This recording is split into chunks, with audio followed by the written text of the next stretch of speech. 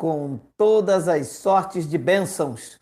Melhor noite, bem-vindos sejam todos a mais uma live, a mais este programa, a mais um encontro da Igreja de Cristo que se reúne às 20 horas para juntos examinarmos a Bíblia e tirarmos aqui o entendimento. Temos dito que a Bíblia apontava para o Messias. Toda a profecia, toda a argumentação bíblica gira em torno dos judeus de Israel, de Jerusalém. Jesus de Nazaré era uma manifestação para os judeus. Temos afirmado também que o Cristo ressuscitado era a manifestação para a igreja composta de judeus convertidos e dos gentios convertidos, os eleitos de Deus. Estes formaram um só povo, tá bom? Antes de começarmos esta live, deixa eu dizer aos senhores que nós estamos com um novo programa. Este é um Data Show Praise e ele veio com atualizações diferentes e as letras estão menores. O suporte técnico vai enviar uma nova atualização para voltar ao normal. Parece que essa atualização não deu muito certo. Então nós vamos, por enquanto, com o que temos. Ruim com ele, pior sem ele. Tá bom? Esta noite eu não vou me ater muito e eu quero me debruçar, discorrer sobre este argumento. Se Jesus não veio, então existem homens com 2000 anos, correto? Eu acredito que é sensato pensar assim. Por quê? Olha o que disse Mateus, o livro histórico de Mateus, capítulo 16, versículo de número 27. Porque o Filho do Homem há de vir na glória de seu Pai. Preste atenção, ele não disse vir no monte da transfiguração, uma visão secreta entre ele, Pedro, alguns poucos discípulos e uma visão de Moisés e Elias. Os futuristas querem dizer que esta passagem aqui se refere ao monte da transfiguração. Mas aqui diz que ele viria na glória de seu Pai. E o monte da transfiguração não era a glória do Pai. Você consegue entender a desonestidade, o apelo para distorcer o que a escatologia consumada apresenta como fato real e não especulação doutrinária? Porque quando você apresenta esse argumento que eu vou mostrar, já mostrei em outros vídeos, eles dizem, Jesus aí estava se referindo ao monte da transfiguração. Por quê? Porque logo após esse argumento aparece o monte da transfiguração, mas são eventos isolados, distintos. Por quê? Está se retratando aqui, nestes dois versículos que vou apresentar, da vinda dele. Não diz, eu vou aparecer no monte da transfiguração. O monte da transfiguração, e nós vamos ler, era um outro evento. Olha lá, porque o Filho do Homem há de vir na glória do seu Pai com os seus anjos. Ora, no monte da transfiguração, era a glória do Pai? Não. Ali estava ele com os anjos? Também não. E lá no monte da transfiguração, ele estava retribuindo cada um ali com as suas obras? Ou o que estava acontecendo era uma visão?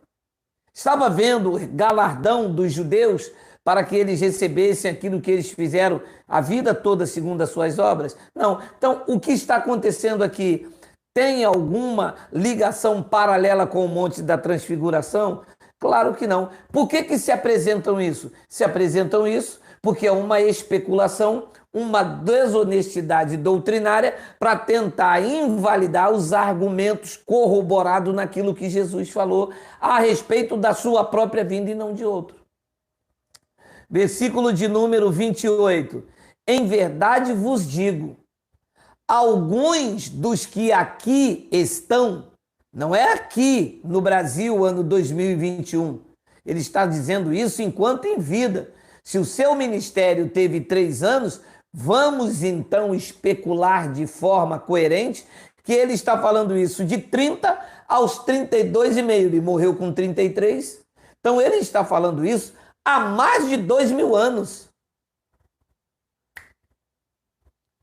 Em verdade vos digo, alguns do que aqui estão, de modo nenhum provarão a morte, até que vejam vir o Filho do Homem no seu reino. Bom, está claro o texto. O Monte da Transfiguração não era o reino dele. O Monte da Transfiguração, ele não estava com seus anjos. E no Monte da Transfiguração, ele não estava retribuindo ninguém ali com galardão. Então, é claro e notório que ele está se referindo à sua segunda vinda. Sim ou não? Sim. Bom, temos afirmado que esta vinda se referia a parousia, vir nas nuvens, como já explicamos e temos visto. Aproveite e depois pesquise aí no canal. O tema do vídeo é ele virá sobre as nuvens e todo olho virá. Tem um vídeo explicativo sobre isso. Bom, então ele está se referindo aqui à parousia, ao juízo que se deu em 70 DC. Como disse Pedro na sua epístola, sua primeira epístola, no capítulo 4, no versículo de número 17, em que o juízo começaria sobre o santuário lá em Jerusalém. Então é disto que ele está se referindo, do juízo que viria sobre Jerusalém e que se deu em 70 DC. Antes de mostrarmos o que a desonestidade futurista apresenta como argumento para inutilizar a veracidade desses fatos, é preciso você entender que o Filho do Homem era Jesus de Nazaré. Nenhuma passagem bíblica diz que o Cristo ressuscitado ia vir uma segunda vez. Não tem isso. O que tem é que Jesus se referia a si mesmo como Filho do Homem, era um codinome. Aqui no Rio, no Brasil, se chama de apelido. Era o codinome. Jesus de Nazaré era o Filho do Homem. Não há uma promessa da vinda do Cristo ressuscitado. O Cristo ressuscitado não era uma manifestação para julgar Israel. O Cristo ressuscitado era a manifestação para a igreja formada de judeus que foram regenerados, lavados na cruz, e dos gentios que foram aproximados, enxertados nessa nova vida. Então, o Cristo ressuscitado era uma manifestação para a sua igreja, formada de judeus convertidos e gentios convertidos. E o Filho do Homem? O Filho do Homem era a manifestação de juízo para Jerusalém e Israel. A igreja, como desconhece essas duas manifestações, a igreja acha que Jesus vai voltar. Mas quem ficou de voltar era quem? O Filho do Homem. E nós servimos ao Filho do Homem ou Cristo ressuscitado? O Cristo ressuscitado. Logo, esta manifestação do Filho do Homem era esperado por quem? Pelos irmãos no primeiro século. Paulo viveu lá. Pedro, Tiago, Barnabé, Tito, era aguardado e esperado por eles com expectativa e, em contrapartida, sobre aqueles que passariam pelo juízo, não a igreja. Então é preciso entender isso, porque a igreja ainda não entendeu. Parte da igreja de graça também não entendeu ainda. Parte da igreja em graça está esperando Jesus de Nazaré, porque o Filho do Homem era Jesus de Nazaré. Clareou a mente? Como eu posso estar em graça e estou esperando Jesus de Nazaré vir nas nuvens? Porque era Jesus de Nazaré. Lembra quando os varões galileus estavam olhando, vendo Jesus de Nazaré, que ainda ficou por um período de 40 dias aqui? Eles estavam vendo quem subiu, Cristo ressuscitado ou Jesus de Nazaré? Jesus de Nazaré. E os anjos disseram o quê? Aos galileus e não à igreja do novo pacto. Não a mim, não a você. Disse aos galileus que estavam olhando para o alto. Assim como viste subir, vocês vão ver ele voltar. E ele subiu aonde? Na nuvem. E para os varões galileus, aquilo representaria o quê? O juízo. Se ele foi na nuvem e voltaria na nuvem, a concepção judaica dizia que aquilo era o juízo de Deus. Então, os varões galileus, e não nós, viríamos esse juízo sobre eles. Só que a igreja em graça, que diz estar em graça, e eu quero acreditar, está aí esperando Jesus voltar também. Ora, se eles estão esperando Jesus e esse Jesus era o Filho do Homem, então eles servem a Jesus, o Filho do Homem, que era um codinome para Jesus de Nazaré, e serve também o Cristo ressuscitado. Como eu afirmo que ninguém pode servir a dois senhores, é preciso então as pessoas se definirem. Ou você serve a Jesus de Nazaré, o Filho do Homem, está esperando ele nas nuvens, ou você serve o Cristo ressuscitado e tem a convicção de que ele já veio, mora em você, faz morada em você e você está apenas esperando os seus dias, o protocolo daquilo que foi colocado por soberania de Deus, por beneplácito da sua vontade, e você então entra nessa argumentação plausível. Porque aqui, em Mateus 16, 28, está escrito assim: em verdade vos digo, alguns dos que aqui estão, alguns é um ou mais de um, mais de um. Ora, se Jesus não veio, aonde estão esses homens aqui? Aí quebrou vocês aí quebrou vocês na espinha. Aí ficou complicado. Se Jesus não veio, esses homens têm que estar vivos. Se eles estão vivos, eles são aqueles eremitas, estão com 2000 anos ou mais. Como é que se faz agora, sistema, para explicar isso? Já sei, de forma desonesta, vocês dizem que este evento aqui está relacionado ao Monte da Transfiguração, que está aqui em Mateus 17, versículo 1. 6 dias depois. Ora, 6 dias depois aconteceu a vinda dele, vindo com os seus anjos, retribuindo segundo a sua obra. 6 dias depois ele já veio com o seu reino. E o restante dos argumentos, então, a vida então continuou? Você vê a desonestidade? Essa desonestidade é apenas para não aceitar e vão arrumando desculpas. Manobram daqui, manobram dali. É porque Jesus estava brincando com Pedro quando disse que João ia ficar. É porque Jesus, na verdade, estava questionando com Pedro. Ora, o Jesus que vocês sabem iam questionar com Pedro? Quando Pedro errou com Jesus e tentou impedir aquilo que estava determinado, ele não brincou, ele não botou dúvida, ele não questionou. Ele disse a Pedro com a sua autoridade: para trás de mim, Satanás, opositor.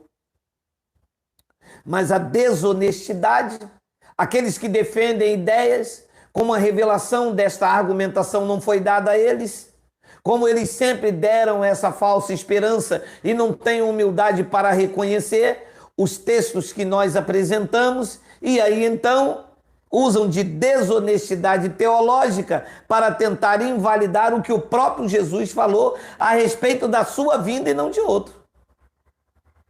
6 dias depois, tomou Jesus consigo a Pedro, a Tiago e a João, irmão deste, e os conduziu à parte a um alto monte. O monte que ele foi era o reino de seu pai? Se o monte da transfiguração diz respeito ao argumento inicial, cadê os anjos do seu poder? Era somente Pedro, Tiago e João que iriam receber segundo as suas obras? E os demais discípulos? Você vê que a conta não fecha? Você vê que é uma argumentação fraudulenta para tentar invalidar o que nós colocamos aqui como algo coerente? Continua o argumento, versículo de número 2: e foi transfigurado diante deles, o seu rosto resplandeceu como o sol e as suas vestes tornaram brancas como lãs. Continuo perguntando, cadê os anjos do seu poder? Se essa passagem se refere a Mateus 27, que diz que dos que estavam ali, ninguém ia morrer até que ele viesse no reino do seu Pai com os anjos do poder. Se o Monte da Transfiguração é a passagem de Mateus 16, 28, cadê as demais pessoas que estariam vivas? Ora, se aquelas pessoas, se essa passagem do monte está correlacionada com Mateus 16, 27 e 28, cadê os anjos do poder e cadê a recompensa? Leia. E foi transfigurado diante dele, o seu rosto resplandeceu como o sol, e as suas vestes tornaram brancas como a luz. E eis que lhe apareceram Moisés e Elias falando com ele. Ora, aqui eu vejo um texto aqui contra alguns textos da Bíblia. Se o Monte da Transfiguração diz respeito à vinda de Jesus, por que é então que só Moisés e Elias apareceu? Onde então Abraão, Noé, os profetas? Ora, aqui eu vejo um texto indo contra o outro texto. Se ao homem está ordenado morrer uma vez só, por que é que Moisés então reencarnou? Por que é que Elias então reencarnou, se esse texto diz respeito a Mateus 16, 27?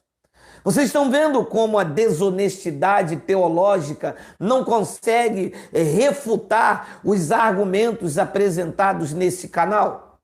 Você está vendo que eles mexem para lá, mexem para cá, e quanto mais mexe, mais eu bato no focinho de berimbau, e tu não precisa nem mais de berimbau, se bater de berimbau até covardia. Você está vendo que os livros de teologia precisam ser rasgados, jogados fora? Vocês entendem perfeitamente agora que o sistema apresentou como base doutrinária é uma argumentação fraca e pobre que querem de novo nos escravizar? Vocês estão vendo que o que eu apresento é um checkmate? Você está vendo que se pegarem a este evento como um evento real, como algo que está relacionado à vinda de Jesus, eles arrumam um problema com as demais escrituras? Como que Moisés está ali vivo se ao homem está ordenado morrer uma vez só e Moisés morreu antes de Jesus? É reencarnação? Moisés reencarnou, voltou dos mortos e voltou a ter um corpo? E este corpo de Moisés estava intacto também? Claro que a religião não consegue apresentar o que está acontecendo no Monte da Transfiguração. Jesus estava ali diante de Pedro, João e Tiago, mostrando a superioridade dele sobre Moisés, que era o representante máximo da lei, e Elias, que era o representante máximo dos profetas. Ali, diante dos apóstolos, Jesus, próximo à redenção, estava mostrando que ele era superior à lei e os profetas, e estava tomando os dois, a lei e os profetas, como testemunho daquilo que ele iria realizar dali a pouco tempo. A vinda não era no Monte da Transfiguração. O Monte da Transfiguração estava testemunhando para os apóstolos da circuncisão, que eram as colunas da circuncisão, aquilo que ele breve estava para acontecer, mostrando a sua superioridade. Esse argumento não trata da sua vinda, porque se pensarmos que o Monte da Transfiguração fala sobre a segunda vinda, então temos que entender que houve também uma terceira vinda, porque mais à frente, em Mateus capítulo 26, no versículo 22, e já passado o evento da transfiguração, eis que novamente ele faz a nova proposta da sua vinda. Levantou-se então, Mateus capítulo 26, versículo 62, levantou-se então o sumo sacerdote e perguntou-lhe, nada respondes? Que é que esses dispõem contra ti? Jesus, porém, guardava em silêncio, e o sumo sacerdote disse-lhe, conjuro-te pelo Deus vivo que nos diga se tu és o Cristo, o Filho de Deus. Segura isso aqui, por favor. Ora, se o Monte da Transfiguração A vinda de Jesus em Mateus 16, 27 e 28 estava relacionada ao Monte da Transfiguração? Estava dizendo a respeito da vinda que ele falou? Ora, então, o que é que Jesus está fazendo aqui se lá em Mateus 17 era a sua vinda? A argumentação é fraca. Os argumentos são fracos. E aí atacam, falam mal, faz o que não convém por torpe ganância.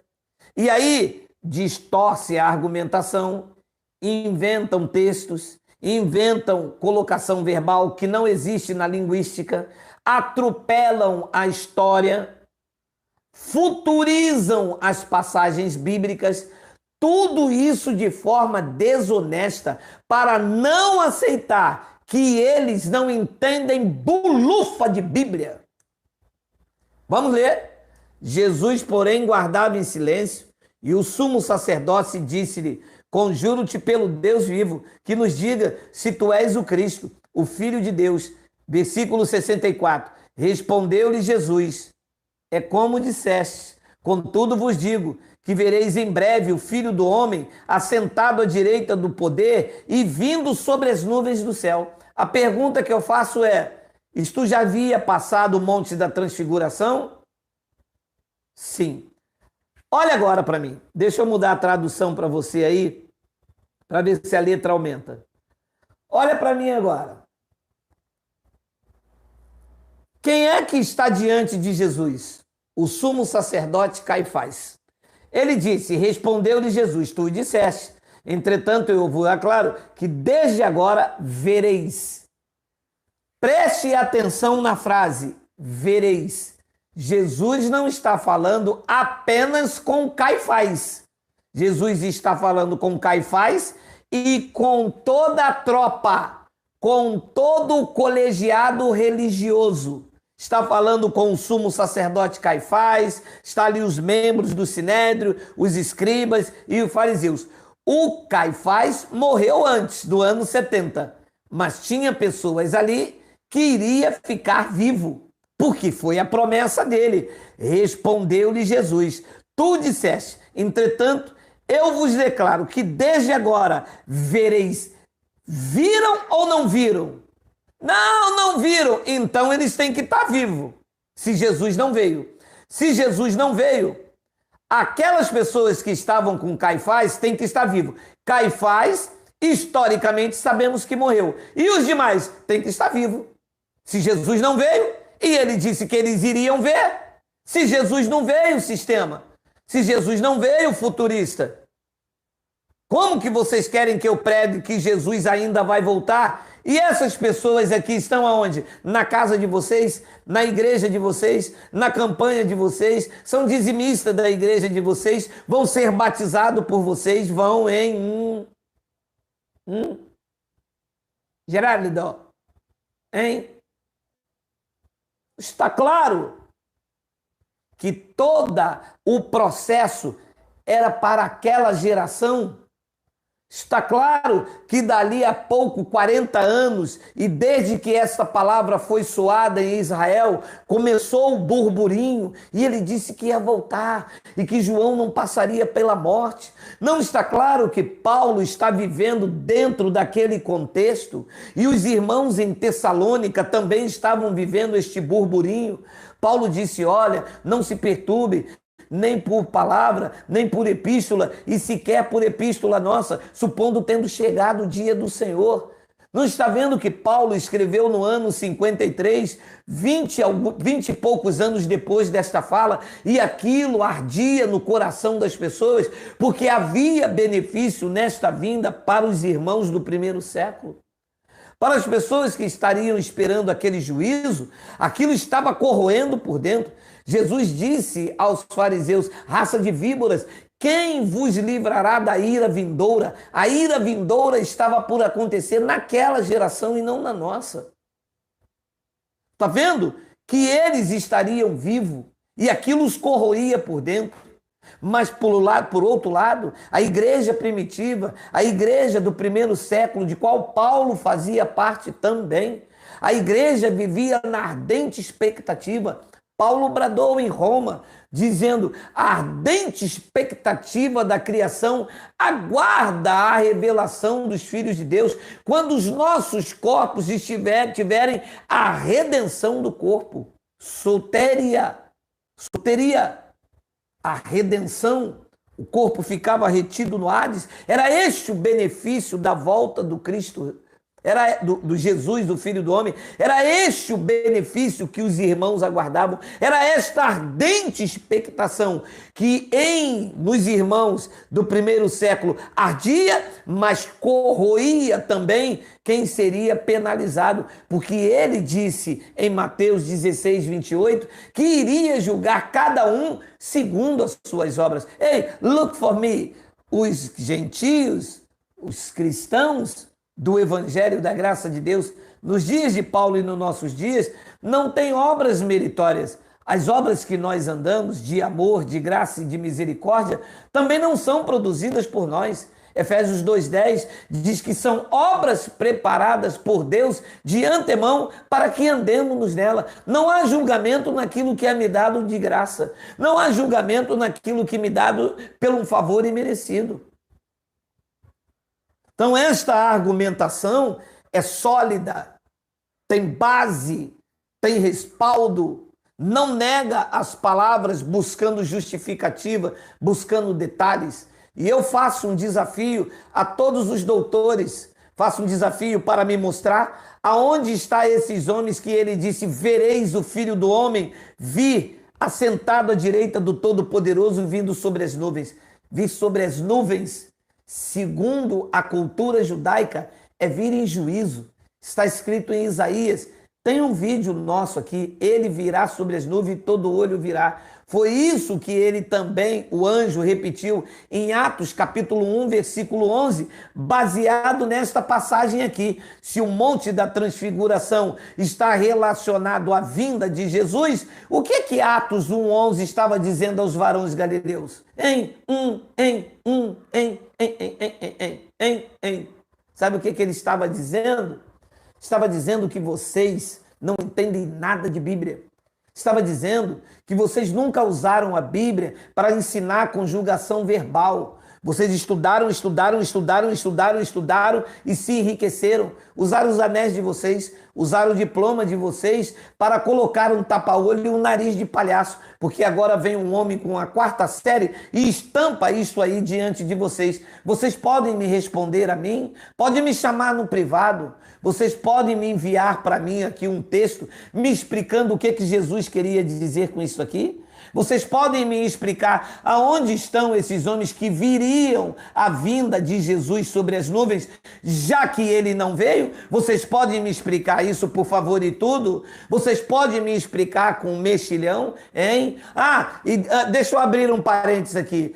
Bem breve nós vamos fazer uma receita, tá? Aí para os irmãos, mais para frente, tá? Esperar o pagamento sair. Voltemos aqui. Olha, vocês podem me explicar? Respondeu-lhe Jesus: tu disseste, entretanto, eu vos declaro que desde agora vereis o Filho do Homem assentado à direita do Todo-Poderoso e vindo sobre as nuvens do céu. Aqueles homens que estavam lá iam ver ele vir sobre as nuvens? Sim ou não? Sim. E cadê esses homens se Jesus não veio? Toma! Podia dormir sem essa. Gonga, la gonga. Gonga, gonga, gonga, la gonga. Ha! Podia ou não podia? Versículo de número 65.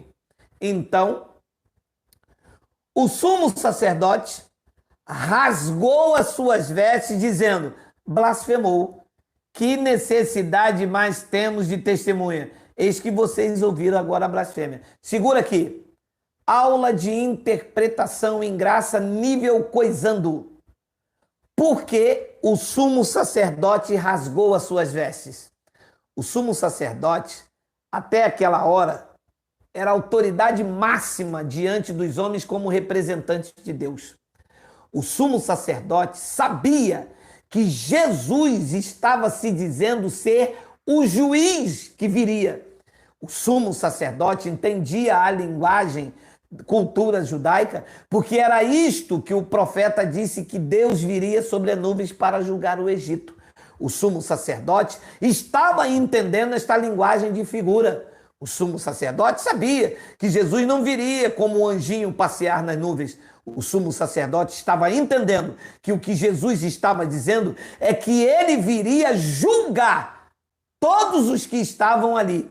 E os que estavam ali, vereis, iriam ver ele vir sobre as nuvens. O sumo sacerdote, como entendia essa linguagem, os pastores não entendem, disse, blasfemou. Que necessidade mais temos de testemunha? Blasfemou por quê? Porque Jesus, com essa atitude de dizer que estava vindo sobre as nuvens, estava se dizendo o próprio Deus, porque o único juiz dos judeus era o próprio Deus. E então, no versículo 26, o sumo sacerdote lançou a sentença de morte. Que vos parece?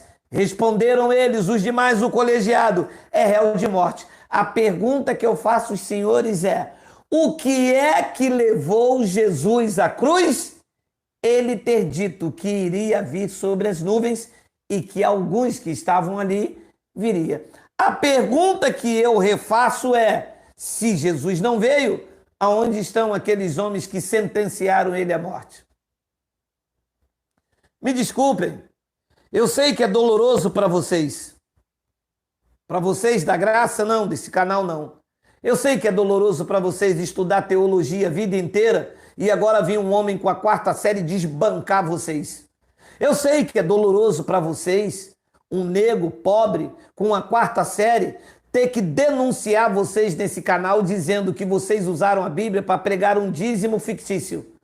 Dizer que vocês batizaram nas águas, anulando o sangue de Cristo que já purificou não só os judeus, como atraiu os gentios. Eu sei que é doloroso para vocês eu ter que apresentar texto e contexto, respeitando a conjugação verbal, o contexto histórico, respeitando os personagens que estão incluídos na... Jesus não era um falso profeta, como vocês tentam afirmar, com argumentos embasados em especulações.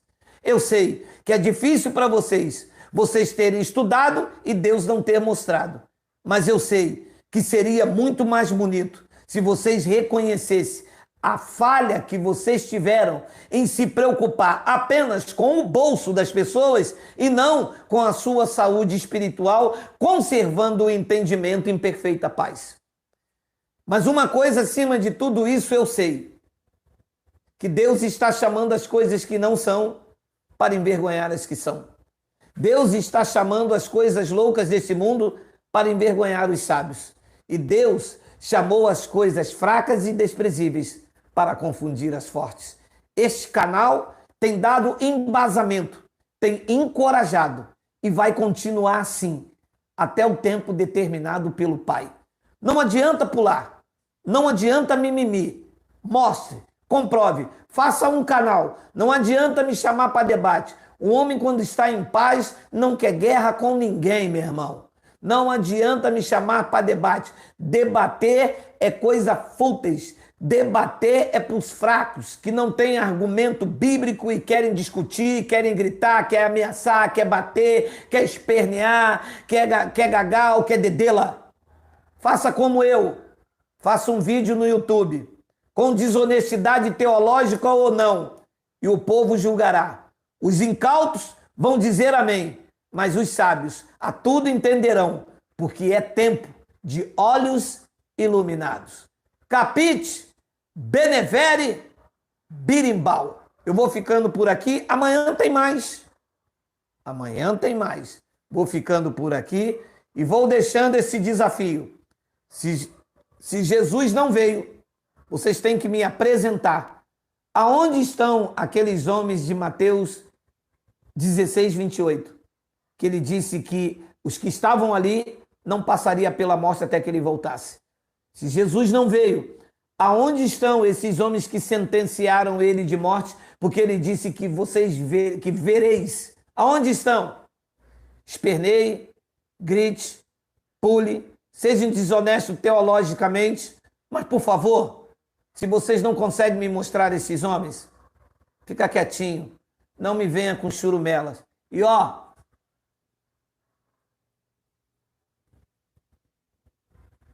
Um grande beijo a esse canal maravilhoso e aos irmãos da graça. Compartilhe para cima deles. Vamos que vamos. É tempo de crescimento. É tempo de mente esclarecida. Assim é. Graça e paz.